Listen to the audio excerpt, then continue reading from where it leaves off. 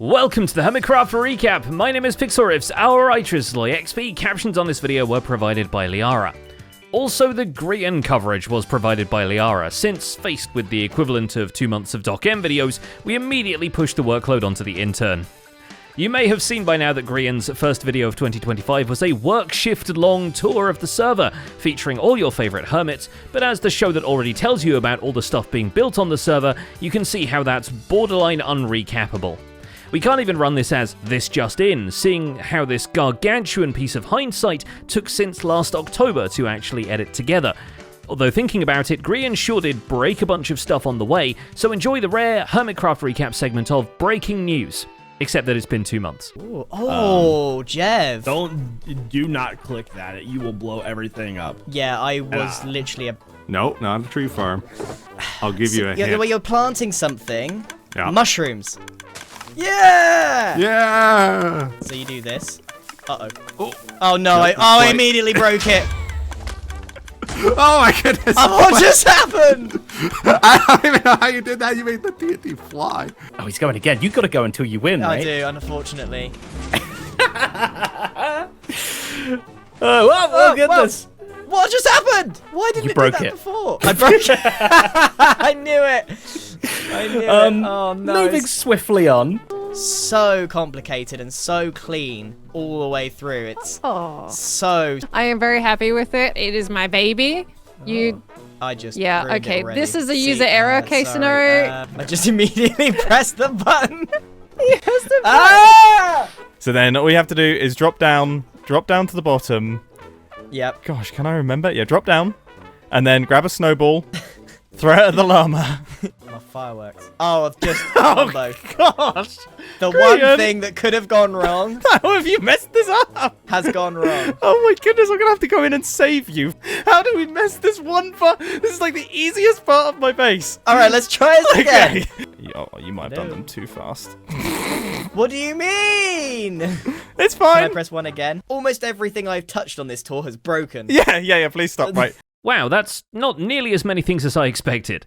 So with all that out of the way, let's take a look at all the stuff that's still in one piece on the Hermitcraft server this week. I can't believe you come along and every single thing in my base starts... I did exactly what you told me to do. Starting with Ijevin, if only because his own tour of his base only took 30 minutes.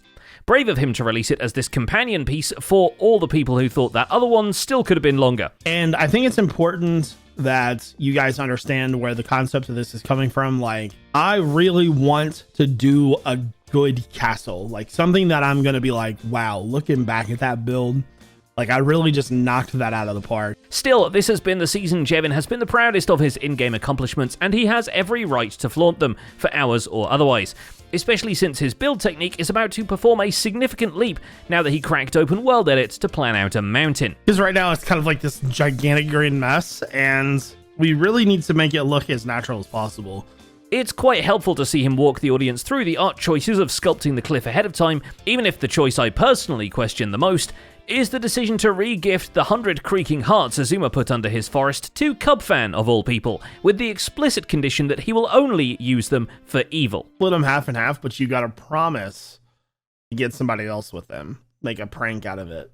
Oh, of course. So That's a no-brainer. yeah. Dude, have you gotten all of them out from under your Yes, base now? we spent 2.5 my God. hours the other night digging out underneath of my base. Azuma put exactly 100. The server is still feeling the impact of Jevin's good deeds, though. Vintage Beef is one of many hermits who find a Christmas present waiting on their doorstep. Beef's care package is full of decorative blocks, perfect for his new stronghold base, and he even finds a way to recycle the gift wrap as he leaves a belated Secret Santa gift of his own for false symmetry. I hope, anyway. And she won't know it's me because I'm still going to address it as Secret Santa. Before the stronghold decoration can truly begin, Beef has to go to XP Crafted for some under-the-table prismarine. But now it's out from under the table, it can go around the walls, doors, and ceilings of the stronghold labyrinth he's claimed as his own. And it looks pretty cool, as the portal room and adjoining chambers are redesigned with tough brick variants as the principal building blocks. I really am enjoying this project, and I hope you guys are too. It looks really good so far. Prismarine dealer XP Crafted receives his own gift from Ijevin, a conduit and some Hearts of the Sea, which are the perfect companion to help with his own base renovations. Branching out from the 4 tunnels he recently added to the Ocean Monument, XP plans and half drains a second circle. and thanks to how the sponging process typically goes, it's the left half he drains.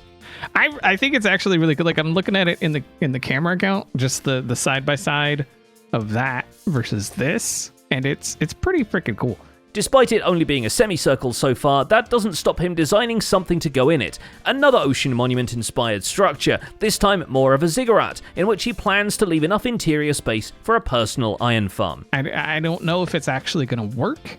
We're probably just going to end up with a ton of golems hanging about. He should then consider leaving a few windows to throw a brick through, since Good Times with Scar is not entirely happy with his own delivery of Dark Prismarine. If I find out that there is one piece of Dark Prismarine per shulker box, I am suing XP! Okay, it's one piece, but filling in each one of the slots. Though he better not do anything to sue him over now that Judge B-Dubs got caught stealing a stack of diamond blocks from Scar on stream. This server is wildly post-scarcity unless it's Prismarine or sand. I think he might be the ore snatcher. So here's hoping Scar will not run into a shortage of granite with how liberally he's been using the rock for decoration. Diorite's pinker cousin turns out to be the key element in the same Art Deco style Scar used for the walkways of Scarland, and now that the zoo gates are towering over the area, the builder is eager to bring back the charming flower beds and paved streets, even if they do lead nowhere currently. Look here, this is a parking lot, but the exit from it leads directly into a nearby river, and so does the highway from the main gate. At least the new zoo will have plenty of visitors from Bikini Bottom. That is what I call the Minecraft fade-off. When you don't really know how to connect these two pathways very well, I faded them off, and they re-emerge, and it's magic, so... Pearlescent Moon receives a much more generous gift of Prismarine from XP Crafted while working on a facade for a minigame close to her heart. Because after inviting Tango to what we can only assume is Aussie Rules football... So it's eyeballs and toes. So it's toe balls. And then what I want you to do is I want you to look directly down at your feet until your eyes line up, peeking through your little booties. He requests that she redesign the outside of the Hungry Hermits game, ironically to make it more desirable for staff to visit, not for customers. Pearl time-lapses the front half of a stylish roadside diner, leaving the back half as a problem for future Pearl, although maybe she'll choose to do it sooner, after she pulls Tango's name out of the Secret Santa chest. In the meantime, the gift of 4 heavy cores she receives from Ijevin is all the incentive she needs to complete her ballroom PvP arena. While the build itself is in plain sight, the secret features of the arena include a scorekeeping room hidden behind a bookshelf and some extra walls that push up from the floor when a specific note block is tapped. Because this is a mace PvP arena, and these high objects are the ideal place to drop on your opponent. You can even use some of the ballroom dancing armor stands to gain some extra lift with Windburst.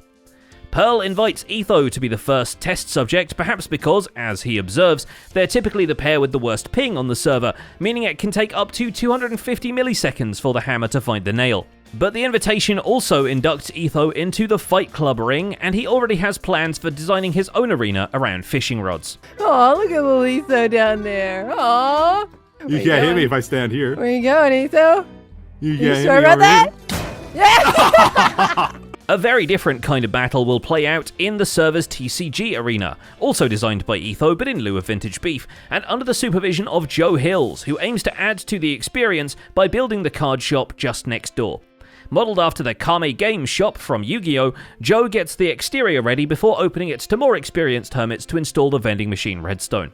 I was looking at a lot of real-life game shops, and a lot of the coolest game shops in real life are amazing on the inside, but on the outside, it's just a strip mall or a warehouse. 100%, yes. TCG creator Vintage Beef stops by in mid-build, and Joe gets to explain the additional details, like how the shop windows are laid out to represent the game's 5 vs 5 format. Yeah, this was fantastic. What does this say? Fountain. Oh, a fountain. Skizzleman returns to the server to run his banner shop, and the test lettering more or less sums up his feelings about this.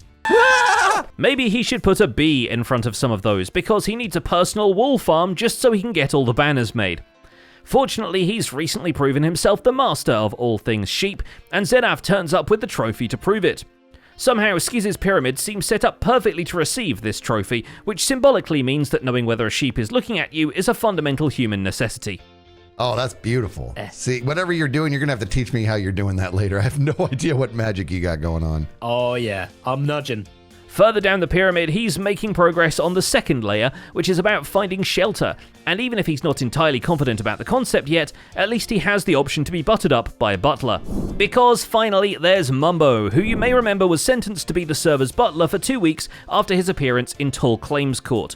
But as Mumbo himself points out, it's been pretty quiet on this server for the past 2 weeks, so he's been able to work on his own base for a bit, building with packed mud, which means a short pilgrimage to Rendog and Good Times with Scars bases for inspiration, and then adding shipping crates in roughly the place Ijevin had shipped him a shulker box of redstone dust. And our shipping containers are now all in place, and I gotta say, in the context of this build here, they look great. But it seems like his conscience is catching up to him because he does let the other online players know his time as butler is concluding soon, and they invite him over to Skizzu's pyramid to convince the owner he knows what he's doing. This is academic as well. Academic. It's very academic. It is. It's high arts. You could probably throw some Latin in there. And that's about it for this week's recap. Our writer is LoyXP, and my name is Pixelriffs. Captions on this video were provided by Liara. Make sure to leave a like while you're still here and subscribe so you won't miss future recaps. Thanks for watching, and we'll see you next week.